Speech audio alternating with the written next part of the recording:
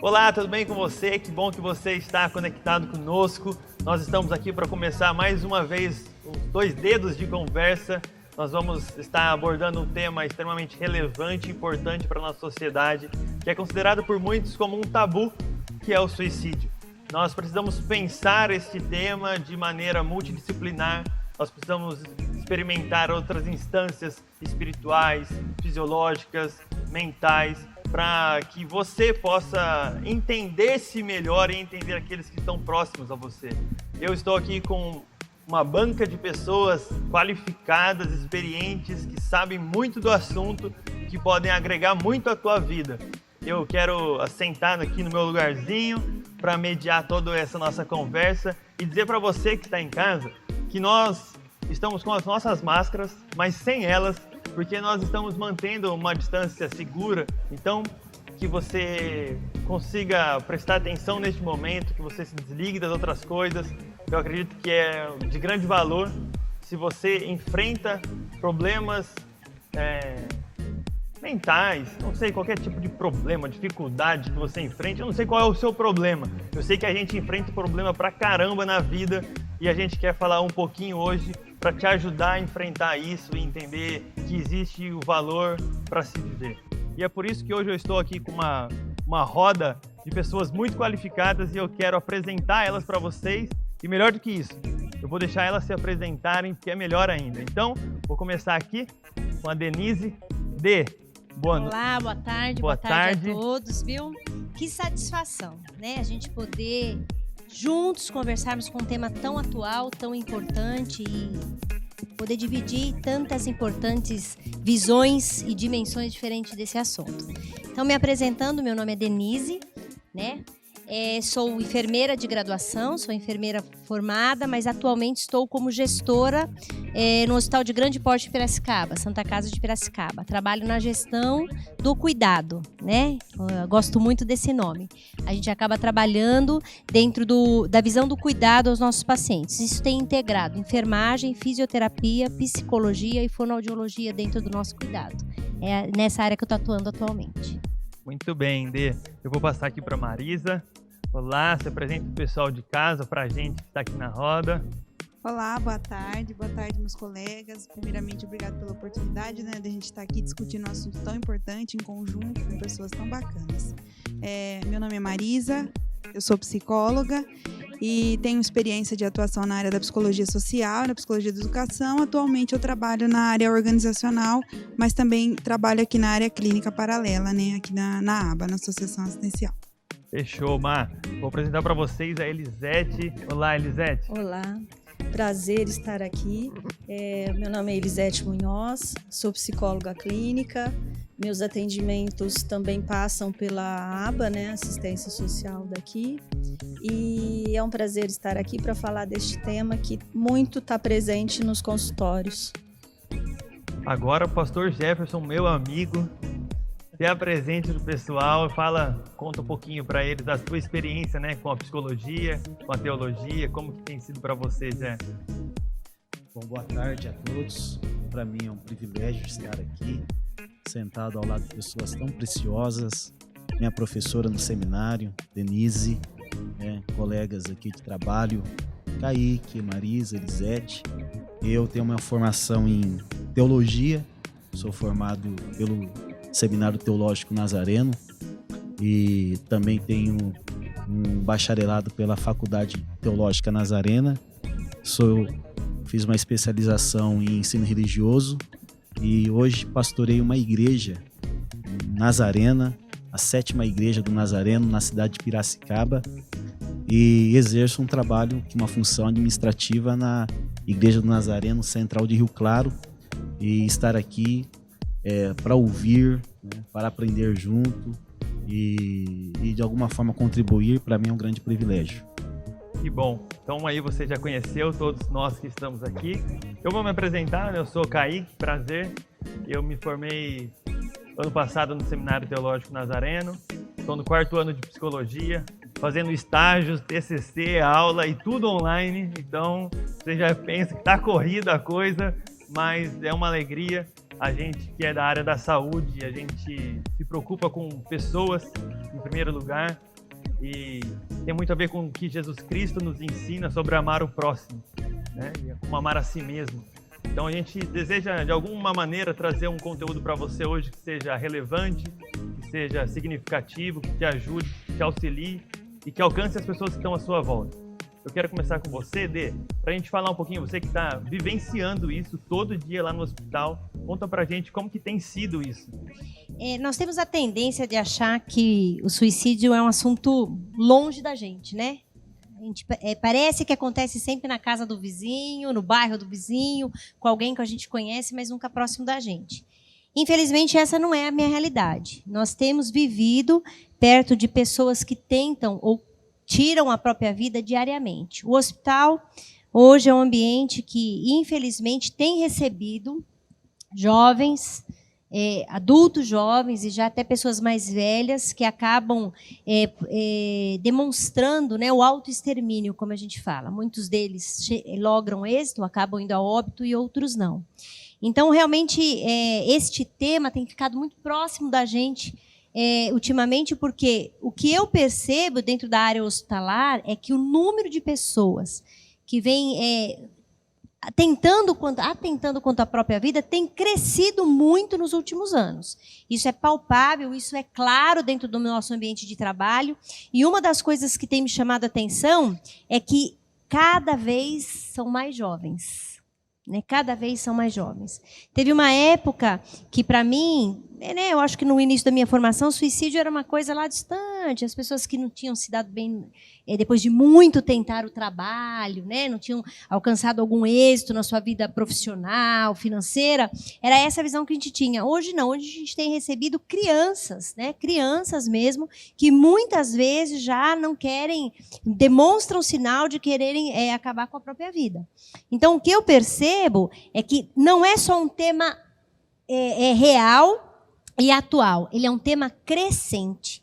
E isso que me assusta. Ele é um tema atual, mas crescente e cada vez mais perto da gente. E a igreja tem que falar sobre isso. Né? A igreja, nós como corpo de Cristo, temos que voltar os nossos olhos, porque nós exercemos liderança sobre uma comunidade grande aqui em Rio Claro. Né? E eu não estou falando só da nossa igreja Nazareno local, eu estou falando como corpo de Cristo às igrejas. Né? Nós temos trabalhado na liderança e muitas pessoas próximas a nós têm passado, né, por esse deserto, por essa escuridão emocional.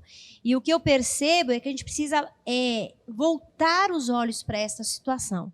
Poder falar sobre a depressão, poder falar sobre o suicídio, sobre as suas várias nuances científicas, né, que é um pouco da minha área, a questão fisiológica, né, a questão da área da saúde mesmo, mas sobre a questão da saúde mental, né, e principalmente sobre a questão espiritual, porque a questão da depressão e do suicídio, pelo que eu vejo, ela passa sobre essas três áreas da nossa vida: física, mental e espiritual, e a gente precisa estar voltado, olhando para isso com critério, com cuidado, para que nas suas diferentes áreas a gente possa estar atuando e chegando em tantas vidas que podem ser ceifadas se a gente se calar. É isso que me incomoda. A gente não pode se calar, a gente não pode deixar de agir, porque muitas vidas podem ser ceifadas se a gente não se posicionar adequadamente nessa questão. Então, sim, respondendo a sua pergunta, Kaique, é um tema atual, é um tema real, é um tema crescente e está muito perto da gente. Pelo menos muito perto de mim, lá dentro da área hospitalar. E eu quero falar com a Marisa e com a Elisete, que nós estamos vivenciando uma situação totalmente diferente do que nós vivenciamos até hoje, em relação à pandemia, ao isolamento. E eu queria saber de vocês, como que tem chegado até vocês esses relatos individuais, qual é a leitura que a psicologia pode trazer hoje para esse momento de isolamento, de medo, de solidão, que tem atingido toda a população e acredito que tem caminhado para esse infeliz êxito, né? Bom, vou fazer primeiro, antes de responder a sua pergunta, uma amarração de um aspecto que eu lembrei aqui da fala da Denise. Ela fala sobre o quanto esse público de suicídio tem se tornado cada vez mais jovem, né? É uma população muito jovem. O ano passado, Elisete e eu desenvolvemos um trabalho na área voltada assim, para a psicologia da educação numa escola estadual aqui no município de Rio Claro. A gente se dispôs a voluntariamente ir nessa escola, algumas vezes na semana, para trabalhar com alunos de terceiro ano, demandas, porque a escola solicitou isso para a gente. A Elisete tem uma filha que é professora e trabalha no município, na escola no município, mas a escola é estadual. E a própria escola levantou essa demanda. Estavam tendo alunos excelentes, que vinham tendo ótimos desempenhos escolares, chegou no terceiro ano, estavam tendo péssimos desempenhos escolares, demandas emocionais, e eles tinham nessa escola grupos de professores tutores, que eram ouvintes, que eram instrutores desses alunos, que acabaram virando psicólogos também por necessidade, porque os alunos tinham inúmeras demandas psicológicas e estavam sobrecarregando os educadores. E a gente vai. E eram alunos de 16, 17 até 18 anos, extremamente adoecidos, com muitos deles com demandas de suicídio mesmo, com demandas de tristeza profunda, de vontade de pôr fim à própria vida, de perda de sentido de vida, de viver. E a gente percebeu que muito disso está relacionado à falta de vínculos familiares. A gente foi traçando ali uma trajetória, assim, de modo geral, analisando as histórias paralelamente, e percebemos que o fundo de todas as histórias partiam de falta de vínculo familiar, ou então de vínculos familiares fragilizados, destruídos, repletos de mágoa, de sentimentos que estavam prejudicando esses adolescentes em todas as etapas, e lá no fim da árvore o fruto era o mau desempenho escolar. E aí agora, nesses tempos de pandemia, eu acho que, pensando não só nesse público, né, adolescente, que eu trouxe como exemplo agora, mas em todos os públicos, eu acho que esse tempo foi um tempo de recolhimento, né, um tempo onde, obrigatoriamente, compulsoriamente, precisamos ficar mais tempo nas nossas casas. E isso obrigou um maior convívio familiar, porque a família também precisou ficar mais tempo em casa. E como conviver com uma família que eu não tenho vínculo? Como conviver com pais que eu não tenho diálogo? Como conviver com filhos rebeldes que eu não consigo ter discurso, que eu não consigo ter diálogo, que eu não consigo ter uma relação de autoridade, de construção de eu sou o pai, você é o filho. Aproveitando um pouquinho, Marisa, a continuidade deste trabalho que a gente fez na escola, eu fui convidada há 2 semanas atrás a participar também de uma conversa virtual. E uma das perguntas desses alunos, o tema era ansiedade e futuro.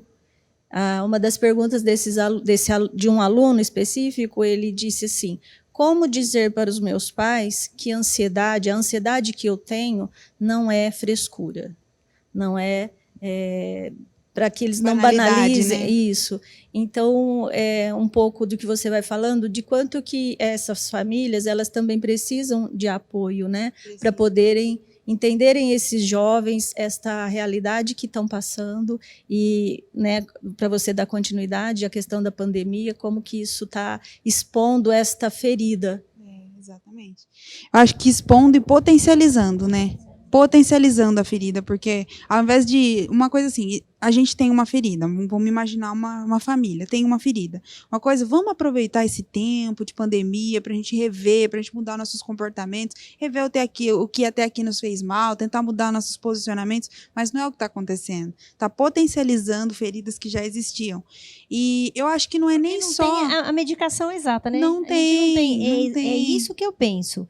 Para mim tratar uma ferida, eu tenho que saber exatamente como o que fazer. Se as famílias não têm essa ferramenta, não tem nem a compreensão do que está acontecendo, além de potencializar, né, expõe ainda mais o problema familiar ali já existente. Porque é uma série de desencontros, né? Não é só assim, pais que não conseguem entender a ansiedade dos filhos. Não é só esse aspecto.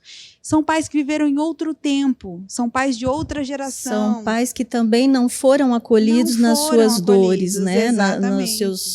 Nos seus sentimentos e tudo mais. Ao contrário, mas né? O que eu mais percebo, eu tenho, né, filhos e tudo mais, não é é isso também, claro, mas assim, o novo tempo trouxe uma linguagem diferente para essa nova geração. Então, não existe o diálogo porque a tecnologia tirou isso da família. Sobre todos os aspectos. E a atualidade trouxe nome para o que todo mundo sempre sentiu e não soube definir o que era. Exatamente. Então, hoje a gente até sabe o que é, tem o nome certo, mas eu não sei como lidar com isso. É muito mais fácil deixar esse filho no quarto dele, jogando videogame, assistindo, maratonando série, né? E eu não tenho que terceirizando a responsabilidade até. Exatamente. E que eu sentar lá e falar sobre esse buraco entre eu e ele. E não é só pai, mãe e filhos, não. Eu vejo isso entre irmãos. Entre esposa e marido, né? Eu acho que é qualquer tipo de relação, né? Qualquer tipo de relação. Relação entre marido e mulher, pais e filhos. Qualquer tipo irmãos, de relação, irmãos. Exatamente. Irmãos e vô e vó, né? Que hoje fazem parte do núcleo familiar. Com certeza. Então, o que eu percebo também isso é hoje. Eu até sei o nome certo de tudo isso, eu até sei identificar isso na minha família, mas eu não tenho proximidade ou linguagem adequada para isso. Quem veio e substituiu isso? Pelo menos é o que a gente muito vê lá. A tecnologia, sei lá, que eles falam muito hoje, né? Maratonar série, ou o meu próprio silêncio. Uma das coisas que a gente percebe lá é que eu estar voltada para o meu próprio silêncio, para a minha própria dor num cantinho, às vezes dói menos do que a dor de expor o que está machucando. Né? É que para todos hoje, para todos os sintomas, né, os sinais, no caso, há um diagnóstico ou um nome, né? Então, se a gente for procurar para todas as emoções, no CID-10 ou no DSM-5, você vai achar aí um nome para aquela situação, né, psíquica que a pessoa está enfrentando. Mas, Jefferson, tem muito preconceito. A hora que eu denomino a doença, um CID para ela, uma medicação para ela, isso eu percebo lá no meu dia a dia. A hora que sai, pelo menos é a minha percepção, a hora que sai daquilo que eu imagino no meu núcleo e vira uma doença com o CID, com o remédio, o preconceito da sociedade e da família hoje faz com que eu esconda a doença. É uma das coisas que eu mais vejo. Eu acho que tem duas vertentes, né? Ou a pessoa esconde a doença, ou de fato ela passa a vestir essa roupagem. Eu sou uma pessoa doente, eu sou uma pessoa... Usa como justificativa para adoecer mais. Comportamentos, verdade. E adoecer mais, inclusive. Eu tenho depressão. Tinha só depressão, agora tem transtorno de ansiedade também. A pessoa acaba usando isso como uma roupagem para adoecer mais também. E eu acho que você também matou. Desculpa para alguns comportamentos, porque às vezes eu não quero mudar, porque mudar dói. Sim. Mudar exige posicionamento. Eu não quero mudar, e aí a hora que eu tenho nome para isso, eu uso isso como desculpa para alguns comportamentos. Muito bem colocado, verdade. Só para fechar essa questão, a Elisete trouxe a questão do adolescente que fala, né? Como que eu faço para o meu pai entender que a minha ansiedade não é só frescura? Eu acho que eu tenho percebido, né, através das experiências clínicas e também contato com pais, que essa tendência dos pais de certa forma, o que para o adolescente parece uma banalização do sofrimento, é, na verdade, um desencontro de como lidar com aquilo. Certamente que o pai deve perceber que o seu filho não está bem, né? Em algum momento, um pai que conhece um filho lá pelos seus 17, 18 anos, deve notar as variações no seu comportamento. Mas eu acho que o desencontro de como lidar com esse sofrimento. O filho lida com esse sofrimento... Eu tenho alguma coisa e isso deve ser ansiedade, isso deve ser uma depressão, já lida mais pela identificação no sentido da nomenclatura do que eu tenho. E o pai, como não está acostumado, né, porque essa nomeação da dor não é uma coisa que vem de outras gerações, é uma coisa recente, né? A gente está aprendendo a dar nome para as dores da alma, não tem muito tempo, é uma coisa recente. Antigamente, tinha-se esse hábito de a gente não tem tempo para sofrer, vamos, força, para de frescura, isso é uma coisa culturalmente, né, do nosso país, para de frescura, vamos lá, vamos lidar com isso, levanta a cabeça. Então, talvez o intento do pai falar para o filho, isso não é nada, vamos tentar lidar com isso, também seja uma possibilidade, né? Aí ele está fazendo uma tentativa de ajudar o filho a lidar, e aí tem esse desencontro de como lidar com a dor. O filho espera um abraço, meu filho, estou com dó de você, vem aqui que eu vou te acolher, e o pai espera, não, vamos lá, levanta, eu preciso ver você bem, eu quero que você enfrente isso. Então, Marisa, tem esses desencontros de como lidar com a dor. Desculpa te interromper, mas você dizendo aí, eu lembrei também que As pessoas hoje, o que acontece? Os seus sinais, né, ou sintomas que ela tem, ela já vai no Google e pesquisa. Exatamente. E o que acontece? Acontece A pessoa muito. pega e chega num psicólogo, num psiquiatra, num médico e fala, olha, eu tô com isso. Muito, Eu acontece tenho muito. isso, eu tenho pânico, eu tenho burnout. A pessoa já chega com o Muito se diagnóstico. automedica. A pessoa já chega falando, eu tenho borderline. Então, como você sabe que você tem borderline? Porque eu vi que os sintomas do borderline é isso. Eu tenho pânico. Por quê? Porque Pega eu vi... remédio do vizinho para tentar, Aí- para ver se melhora. No Aí começo você do fala, mas atendimento você- clínico, a gente pergunta o que você tem, né? Por que você procurou? Por que você procurou esse O que profissional? eu- A pessoa já chega com a demanda. O que, Eu te tenho trouxe, isso. o que te trouxe aqui? A pessoa vai dizer, o Exato. borderline. A depressão, pânico, estou né? depressivo. A depressão. Mas como você chegou a essa conclusão? Porque eu vi no Google que é isso, que comer muito ou não comer, ou dormir pouco, ou dormir muito, que é depressão. Então, eu estou com depressão. Então, a pessoa já se auto... né? Muitos se automedicam ou se autodiagnosticam, né? Isso daí. E o que dificulta o trabalho do profissional da área da saúde, porque além de tratar a demanda da pessoa, você ainda tem que desconstruir com ela essa O que ideia ela- pronta que isso, ela já verdade. trouxe. Porque muitas vezes a questão que ela trouxe não está relacionada diretamente com a raiz do sofrimento dela. Então são 2 trabalhos que a gente acaba tendo que fazer. Eu ouvindo tudo isso, eu estava pensando, né, sobre a nossa sociedade saber lidar muito pouco com o sofrimento. A gente muitas vezes não sabe nomear o que a gente está sentindo e nem muito menos enfrentar. E como nós temos aqui o pastor Jefferson, eu queria que você contasse assim para a gente, biblicamente, o que a gente pode entender acerca do sofrimento. O que a palavra nos traz sobre o sofrimento? Faz parte de sofrer? Ninguém nasceu para sofrer. Como que alguém que está em casa hoje pode entender isso à luz da palavra de Deus? Olha, Kaique, o sofrimento, a gente sabe que Deus não fez o ser humano para sofrer, mas o sofrimento faz parte da vida do ser humano, né? Isso daí é inato do ser humano. Todos nós temos enfrentamentos na vida e esses enfrentamentos nos trazem sofrimentos, né? Eu penso que, pensando sobre esse tema do suicídio, pensando sobre esse setembro amarelo, e eu como pastor, na igreja que eu cuido em Piracicaba, o ano passado, nesse mês, nós fizemos uma noite especial para tratarmos desse assunto e levarmos uma palavra de esperança para a igreja. Então nós preparamos com bexiga amarela e fizemos um culto especial para trabalharmos esse tema. E eu me lembro que nós usamos um texto do pregador Salomão, em Eclesiastes 2, eu quero usar ele como base. É um texto de um homem muito bem, bastante experiências da vida, e ele fala no capítulo 2, versículo 24 de Eclesiastes, da seguinte maneira: não há nada melhor para o ser humano.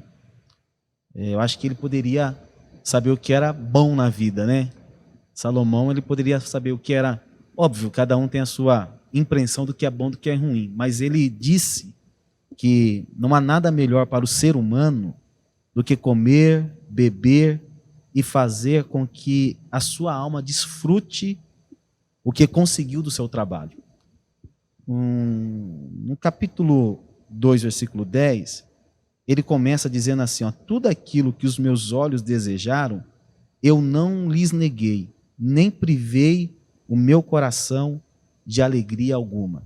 Ou seja, Salomão, ele aproveitou a vida, ele sabia o que era bom na vida, experimentou muitas coisas, né?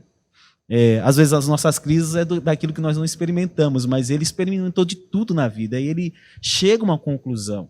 E a conclusão que ele chega é que não havia nada melhor na vida do que comer e beber e desfrutar do trabalho.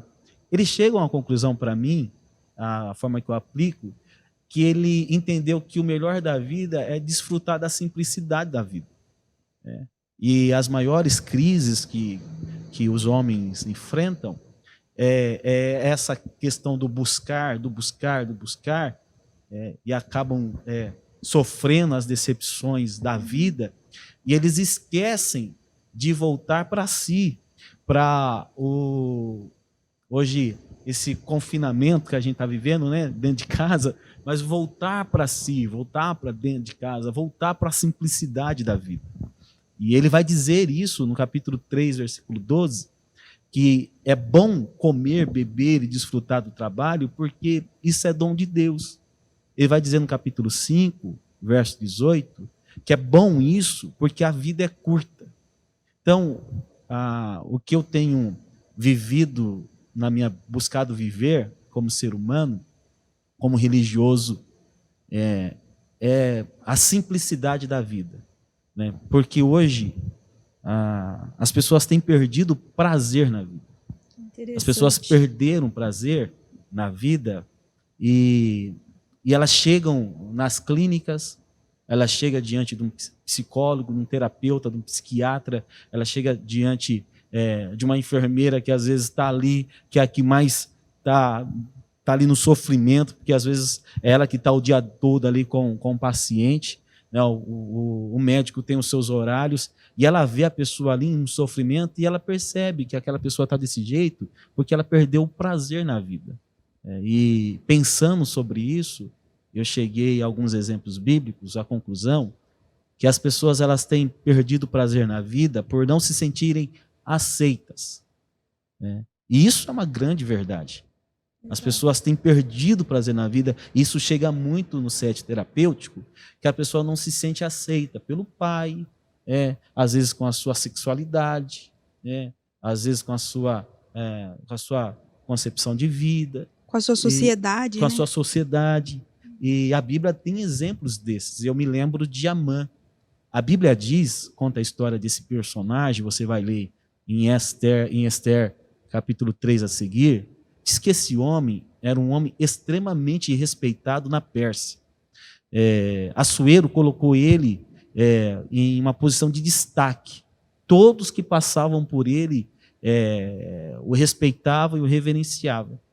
Mas teve uma pessoa que não reverenciou, não se inclinou a ele, que era Mardoqueu, né? E isso foi tão difícil para ele lidar, tão difícil, que ele trouxe para o pessoal. Ele não conseguiu aceitar a rejeição. Enquanto um reino inteiro se dobrava diante dele, enquanto ele tinha um respeito do rei, e lá no capítulo 5, se não me engano, ele vai contar tudo quanto ele tinha. Tinha uma boa família, tinha filhos, tinha uma boa posição, mas ele não conseguiu lidar com a rejeição. Interessante, né? De um. E aí, diz a palavra que ele, me permita eu ler para vocês, que eu acho muito forte o que ele diz, professora. E eu estou aqui diante da minha professora no seminário, então eu tenho que olhar certinho, para não falar bobeira, senão depois ela vai me corrigir.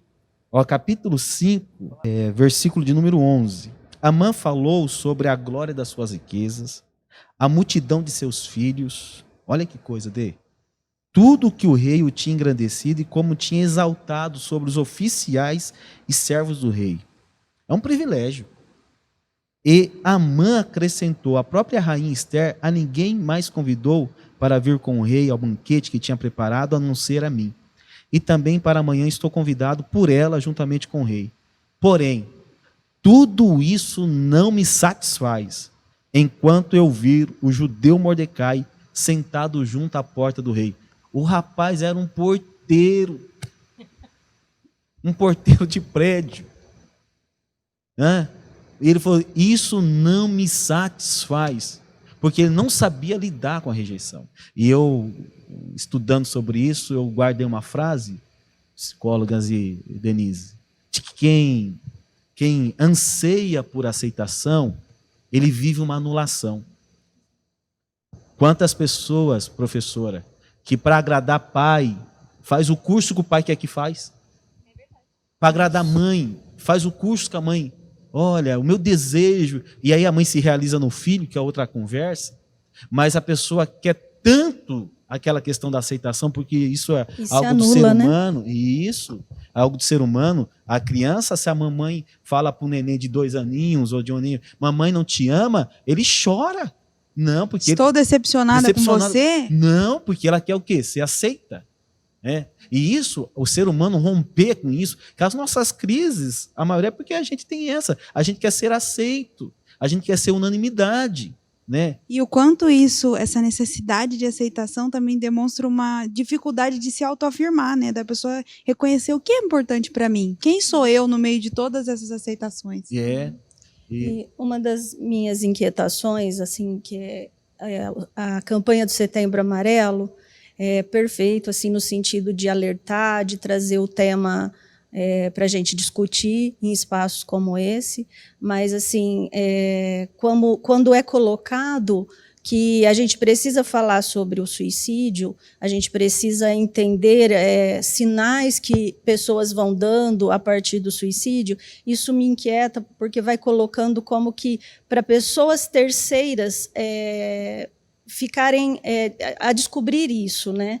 E, na verdade, está com as pessoas que estão sentindo. E como fazer isso para as pessoas que estão sentindo, entender que está próximo a este passo do suicídio, que é trazer para ela o quanto que ela precisa se amar, o quanto que ela precisa ter o autocuidado. Então, eu acho que a inquietação minha vem de não apenas precisamos falar sobre o suicídio como um tema central, ok, que ele existe, perfeito, precisa disso, mas os subtemas que a gente pode trazer, que seria o amor próprio, o autocuidado, as pessoas precisam se amar, elas precisam entender essa busca de aceitação, por qual crivo que ela está passando, né? E nomear de certo isso para que não vire um abismo tão grande e ela não possa de fato sair disso. Eu vejo assim, contextualizando o que cada um disse, né? Não posso deixar de falar da minha área, que é a área do corpo físico. É claro que eu olho para tudo que o Jefferson colocou, o pastor Jefferson agora, né? Desculpe, colocou, e eu vejo que a insatisfação do ser humano ela está muito pautada na falta da busca em Deus. Eu tenho que olhar para isso de uma maneira espiritual e entender que o homem precisa, para essa satisfação, para esse entendimento, precisa dessa área espiritual, como bem você colocou, bem definida.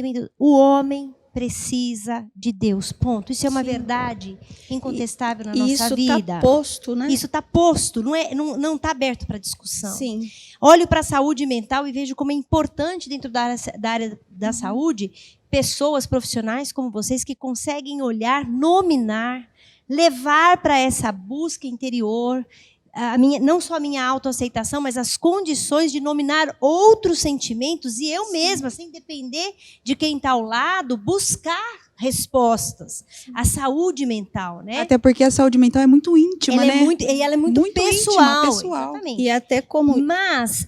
Desculpa, pode falar, Elisete. Como está posto isto, né? Esse amor de Deus para nós. Está esquentando. Mas se a gente não nos amar, a gente não se acha merecedora desse amor. Até porque isso é bíblico. Nós só vamos amar o outro a partir do nosso amor, né? E não tem nada a ver com egoísmo. E aí a gente precisa também desmistificar isso, que o amor próprio não é egoísmo. E aí eu olho como Deus né? Que nós somos 3, corpo, alma e espírito, mas um só. Aí você disse do amor próprio, da mansidão, do domínio próprio. E isso é fruto de quem? Espírito Santo. Então, é uma coisa ligada na outra. É o Espírito Santo em mim, levando a uma saúde mental quando eu tenho domínio sobre os meus sentimentos, domínio próprio. Quando eu tenho amor, né? E o quanto... Mas eu preciso fechar isso, que é a minha área. E nós precisamos olhar para isso também. A saúde mental, ela é fruto de um equilíbrio. E isso vem também pelo equilíbrio físico. Nós não podemos só colocar, e isso eu quero falar para quem está em casa, que às vezes busca dentro com psicólogos, com psiquiatras, buscam isso, o conhecimento, o autoconhecimento, lidar com isso, buscam o seu pastor e tudo. Mas a depressão ela também é resultado de um desequilíbrio físico. E, para tanto, ela precisa ser tratada dessa forma. Então, muitas vezes, você precisa do equilíbrio em Deus, através da palavra, através do seu pastor, claro. Você precisa desse equilíbrio através de profissionais da saúde que possam te levar a esse autoconhecimento, a essa estrada de entendimento, mas você precisa, muitas vezes, procurar um médico. E a questão de menor neurotransmissores, questões de desequilíbrios hormonais, a questões de desequilíbrios bioquímicos podem levar a uma saúde mental desequilibrada no sentido da depressão. Então, eu também preciso disso para você. Com certeza. A depressão, ela é uma doença e ela precisa ser tratada como tal. Com certeza. Então, dentro da área emocional, dentro da área espiritual, mas na área física, hoje nós temos excelentes profissionais e excelentes medicações. Sim. Que precisam ser tomadas com critério, com cuidado, não é para pegar remédio na casa do vizinho, porque foi bom para o vizinho, vai ser bom para mim. Exato. Né? Ah, esse aqui é tarja preta, esse não é, esse faz dormir, esse não faz. Meio comprimidinho de Rivotril faz eu dormir, que é uma beleza, e você está criando outros problemas. Então, também dentro da área da saúde física, isso precisa ser levado com rigidez e com cuidado. Seriedade. Você tem uma doença que precisa ser tratada, procure um médico para isso e tome as medicações adequadamente. Sim. Porque isso vai te trazer o equilíbrio físico, né? Nos seus neurotransmissores, no seu equilíbrio hormonal, às vezes, ou no seu equilíbrio aí bioquímico, para que você possa tratar e estar abertos. Aí, a tratar também isso na saúde mental e na sua saúde espiritual. Eu estou falando a minha fala é a partir de uma fala pastoral. Exatamente, a gente entende. De alguém que chega a mim e a análise que eu faço e a aplicação que eu estou fazendo é de queixas que trazem, né? Sim. Então, a gente percebe que uma das queixas que se trazem é a questão da aceitação, a pessoa, essa questão que a incomoda, né? A gente sabe muito bem o que acontece com esse personagem. Por ele não conseguir lidar com a aceitação, ele perde a sua vida, ele se suicida, ele desiste de viver por isso, né? E a gente sabe que uma das verdades é que aquela pessoa que anseia por aceitação, e para ela que diante de uma sociedade, às vezes ela vai ter que burlar princípios e valores, ou dela, ou até também regras da sociedade. Nós temos 2 exemplos bíblicos. O primeiro está em Reis, capítulo 21, e o segundo está em 2 Samuel, capítulo 11.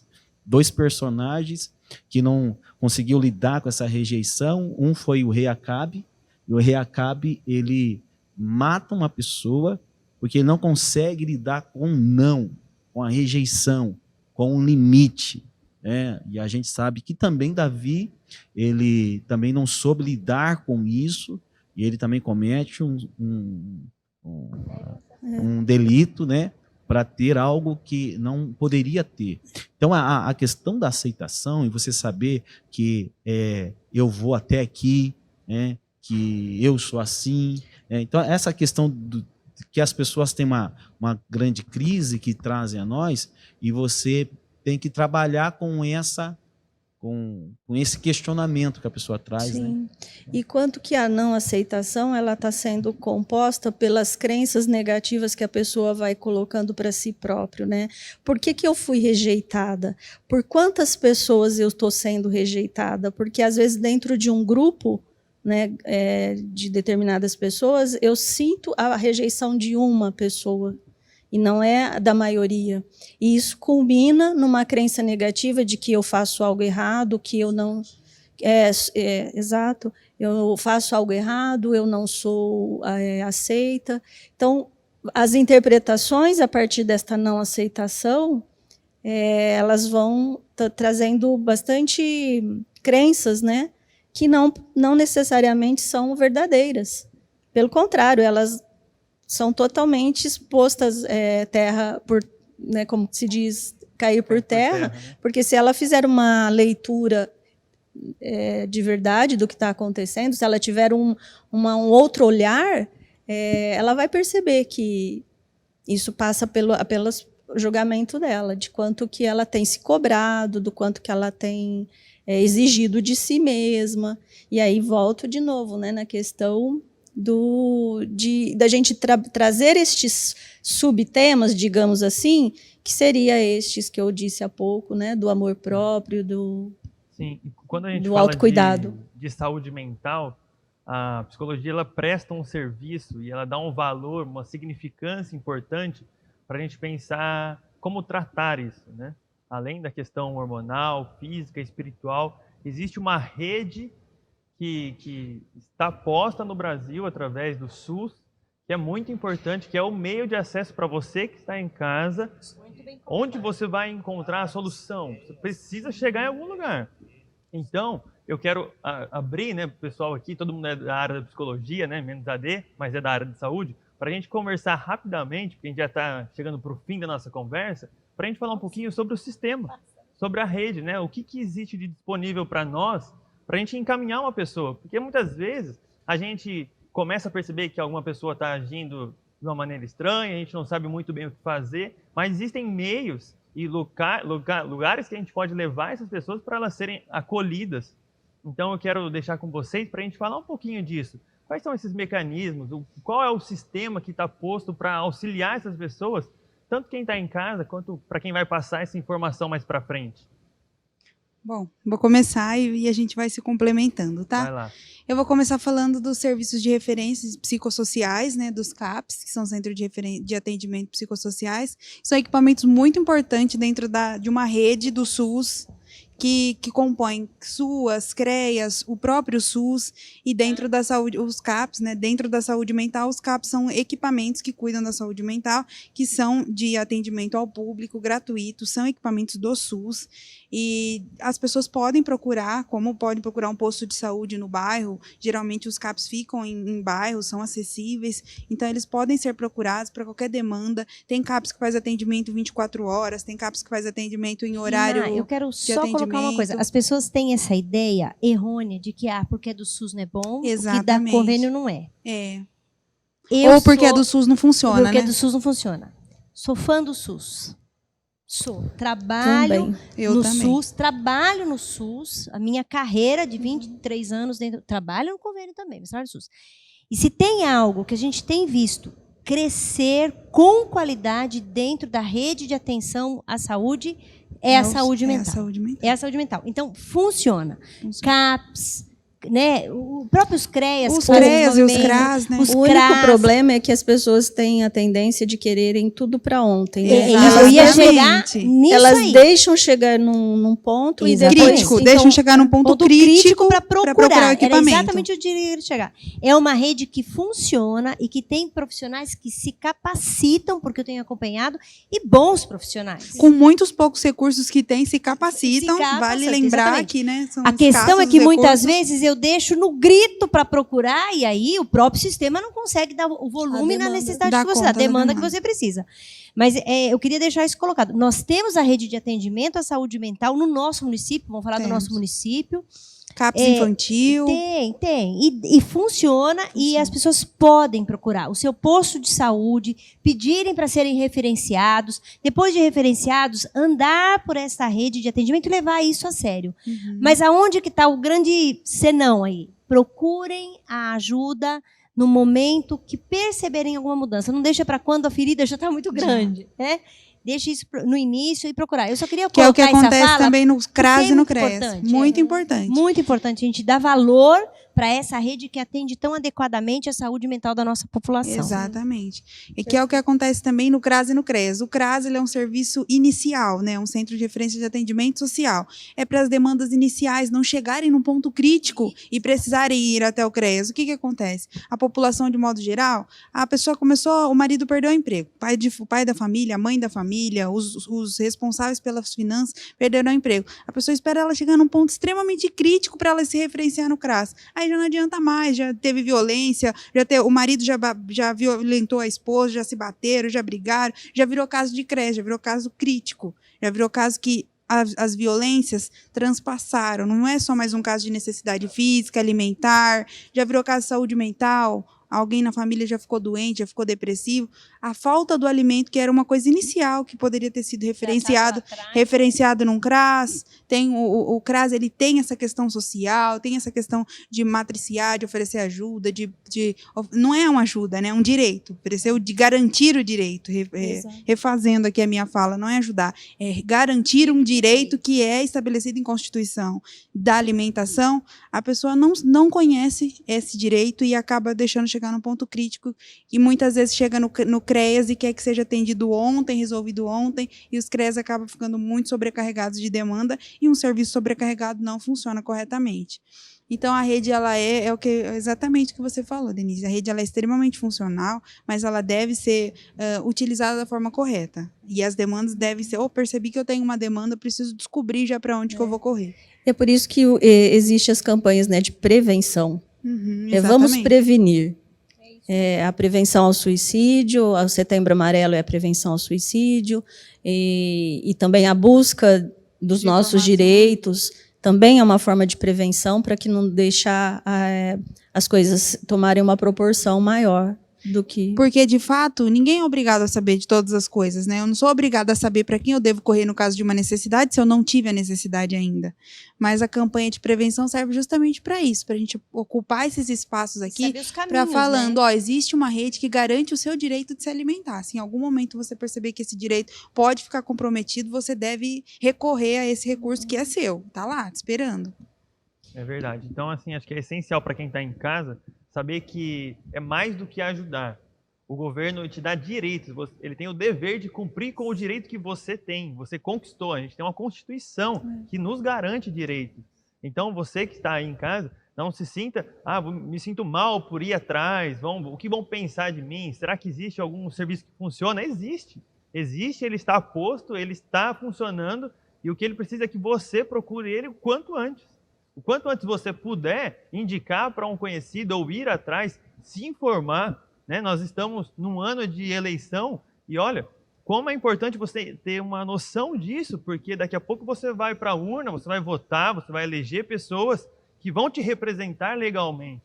E que precisam garantir os seus direitos, né? Essas pessoas precisam, não é só o fulano de tal que você gosta, que você viu. São pessoas que vão lutar por seus direitos, para que depois você possa chegar até essas assistências e ser bem atendido. Então, é fundamental essa parte da nossa conversa, porque é pura informação que é preciosa, que muito provavelmente as pessoas não falam por aí. E que ainda é olhada como assistencialismo, né? Uma informação que ainda é olhada como uma assistência. Não é uma assistência, é garantia de direitos que nos é garantida em Constituição. Então, são direitos. Não é um favor. São direitos e são direitos seus. São direitos que você possui. Como cidadão, você tem direitos a recebê-los. Eu acho que para a gente começar a caminhar por fim, acho que a gente deveria falar um pouco sobre a vida, sobre o prazer de viver, sobre aquilo que está para além do simples momento de dificuldade, né? Eu sei que todos nós passamos. Todos nós que estamos aqui já passamos momentos doloridos, sofrimentos grandes, que muitas vezes duram 6 meses, 1 ano, 10 anos, mas a verdade é que existe prazer em viver, existe um porquê viver. Até na dor há prazer de se viver. Então eu acho que eu vou deixar com vocês para a gente falar um pouquinho sobre a vida, como é bom viver, para que a gente possa animar quem está em casa, encorajar e dizer, olha, viver vale a pena, vale muito a pena ser vivido. Então, vamos lá, vou começar com a Dê e a gente vai rodar. A Dê é a pessoa do início. A Dê foi convidada a recomeçar. A Dê vai recomeçar. É bem isso. Até na dor há prazer de se viver. Há prazer de se viver, né? Vocês sabem que eu sei bem disso, né? E falando especificamente para quem está nos ouvindo. A vida é um dom de Deus, né? Nós não somos nem fruto do acaso e muito menos chegamos aqui por acaso, né? Nós estamos aqui porque a vida é um dom de Deus. Isso é a verdade que permeia a minha vida. E eu não tenho uma vida mais fácil que a sua, você pode ter certeza. As minhas lutas chegaram, tive as minhas lutas em família, tive as minhas dificuldades financeiras, tive perdas importantes na minha vida, uma delas muito doída, que foi a perda do meu pai. E tal qual você, passo pelas dificuldades, você pode ter certeza que você passa. Perdas que foram difíceis de ser elaboradas, dificuldades na área da saúde que foram difíceis, momentos difíceis para passar, dificuldades financeiras grandes muitas vezes, mas isso nunca nos tirou a alegria de viver, porque eu entendo que quem me deu a vida foi Deus. E a partir do momento que eu entendo isso, eu creio que Ele cuida de cada detalhe, até dos detalhes ruins, né? Que forjaram talvez em mim aspectos da minha personalidade, do meu temperamento, dos meus enfrentamentos, que eu não teria hoje, não estaria hoje se não tivesse passado pelas dificuldades. Deus não brinca com a vida da gente, e essa é a verdade que permeia a minha vida. A vida é o dom de Deus e Ele nos deu condição de passar por ela permeado de bênçãos, mesmo na dor. Então, o que eu quero dizer para você é o seguinte, mesmo na dor, Deus te deu todos os recursos. Essa roda de conversa hoje é um recurso.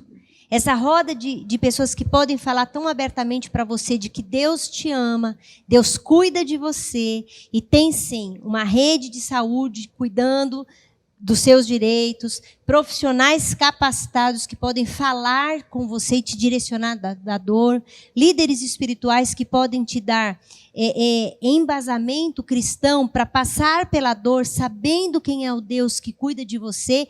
Isso já é um recurso que Deus permite através desta igreja, através deste canal, para que você tenha não só esperança, mas tenha, acima de tudo, a certeza de que você é muito amado, não só por Deus, mas por muitas pessoas ao seu redor. Então, há sim como passar pela dor pensando em vida, pensando no melhor e pensando nas bênçãos que Deus ainda tem reservado para você. Este é meu recado para você nessa tarde.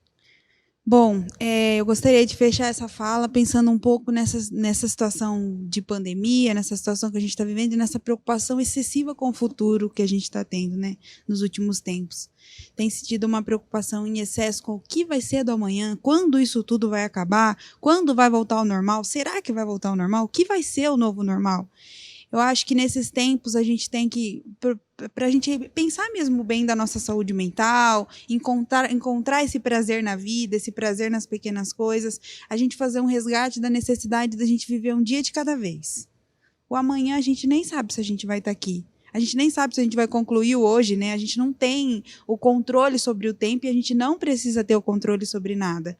A gente precisa entender que o tempo ele é um presente de Deus, uma dádiva, e a gente precisa viver cada processo desse tempo com calma e sabendo apreciar as dores e delícias desse tempo, porque um tempo não é formado só de dores, ele também tem delícias, só quer as delícias, a gente só quer delícias o tempo todo, mas isso também não é possível, né? Um tempo ele precisa estar misto desses componentes, dores e delícias e alegrias e tristezas, para a gente saber tirar alguma coisa disso também, né? Para a gente poder evoluir como ser humano, porque se a gente vive em situação de pleno prazer e satisfação, a gente não aprende muita coisa ou quase nada.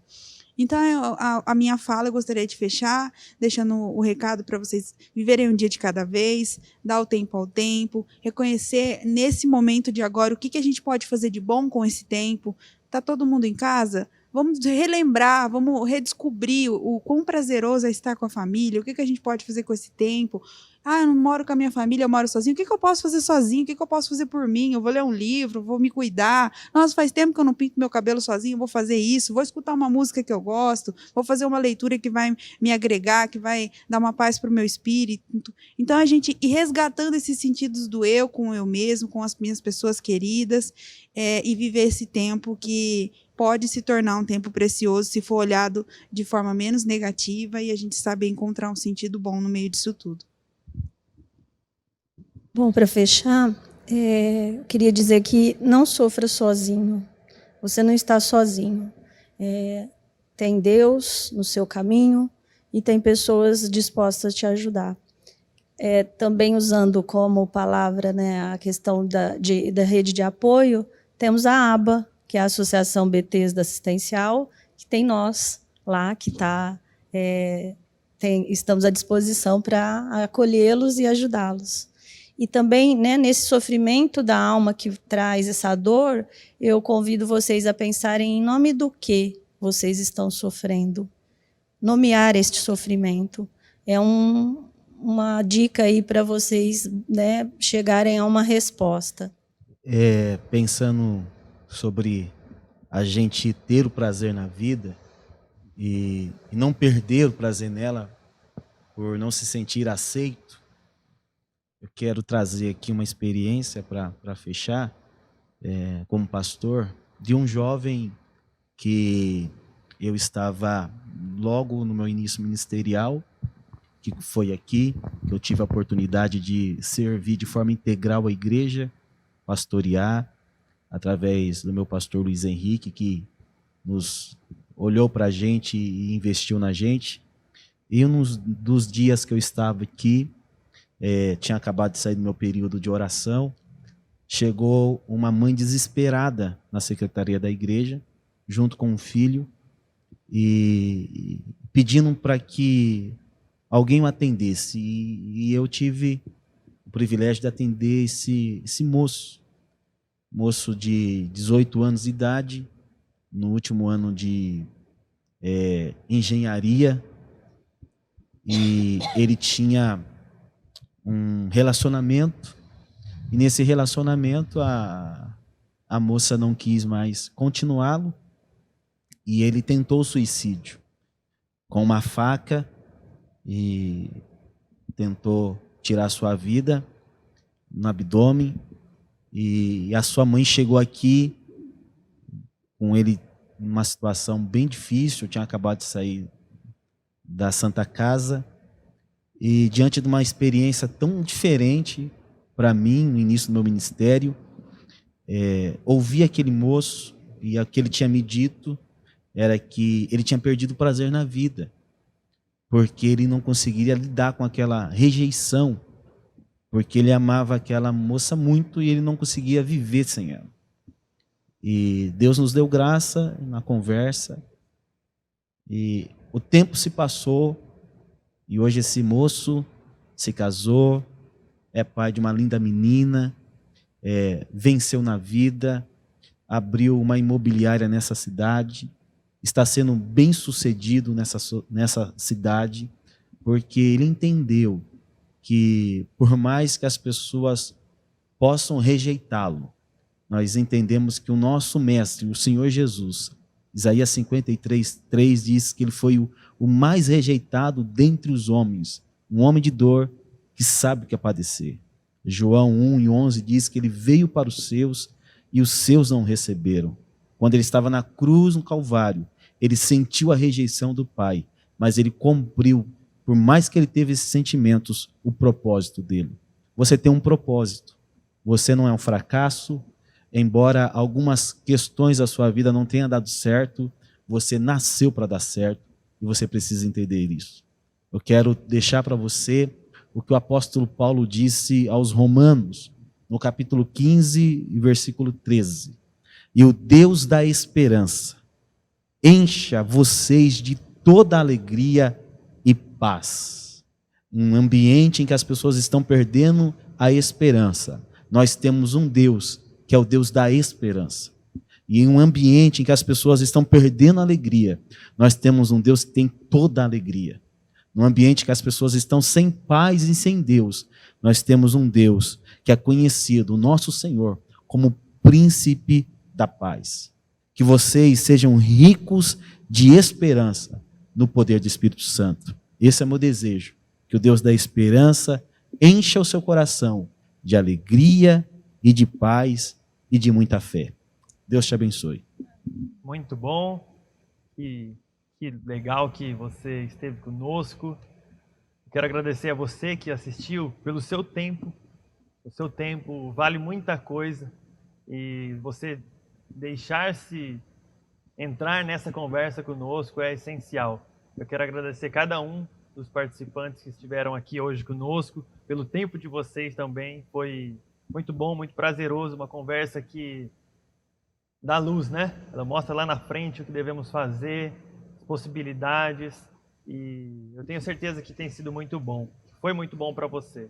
Eu quero encerrar essa conversa, né? Agradecendo a todos vocês que estiveram aqui conosco. É um prazer, é um privilégio. e dizer para você que nós somos a Igreja do Nazareno Central de Rio Claro, nós somos a assistência, nós somos nossa associação Bethesda e nós somos o amor e o carinho por você e pela sua vida. Você é muito significativo para nós, a sua vida importa. Eu não sei quantas pessoas te falaram isso hoje, mas eu estou aqui para te falar em nome de 5 pessoas, pelo menos, que a sua vida importa demais. Você é extremamente precioso e valoroso para nós e para o nosso Deus e Pai, Senhor Jesus Cristo. Então, nós agradecemos este tempo, agradecemos a oportunidade de estarmos conversando com você e queremos que você procure ajuda se precisar. Não sinta-se envergonhado. Sofrer faz parte e enfrentar faz mais parte ainda. Então, sofra, enfrente e vença. Existe um Deus que te ama, existem pessoas que estão preocupadas com vocês, existem associações que trabalham para garantir os seus direitos, como nós conversamos até aqui. Então, que Deus te abençoe, muito obrigado e até mais.